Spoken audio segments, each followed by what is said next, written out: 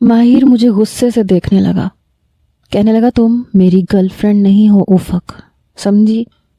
پتہ نہیں کیوں اسے غصہ آیا تھا۔ میں نے کہا تو کیا ہم دوست نہیں ہیں ماہر؟ مجھے اس کی بات سن کے حیرت ہوئی تھی۔ کہنے لگا بالکل بھی نہیں۔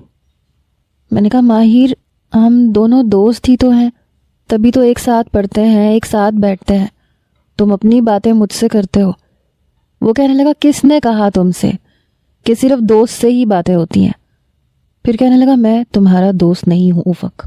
میرا ناک پکڑ کے اس نے دبایا اور اٹھ کے چلا گیا۔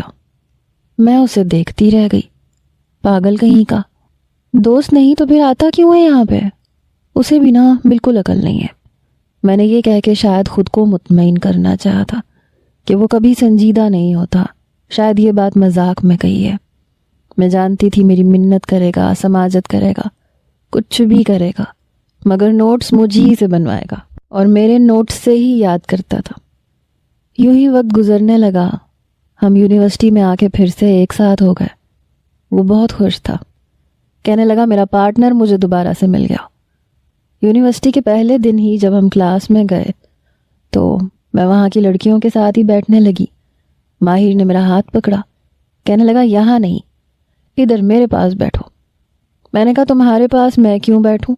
تم لڑکوں میں بیٹھو، میں لڑکیوں میں بیٹھوں گی۔ ماہر کہنے لگا نہیں تم میرے پاس بیٹھو گی۔ وہ مجھے اپنے پاس بٹھا چکا تھا اور ہر روز ایسے ہی کرتا تھا۔ جب بھی ہم مل کے کوئی پروجیکٹ کرتے تو وہ پارٹنر کے طور پہ مجھے ہی بناتا تھا، پروفیسر سے کہہ دیتا تھا کہ ہم دونوں مل کے پروجیکٹ بنائیں گے۔ میں بھی شاید اس کی عادی ہونے لگی تھی یا ہو چکی تھی۔ ابھی ہم دوسرے سیمسٹر میں تھے جب نازش ہماری زندگی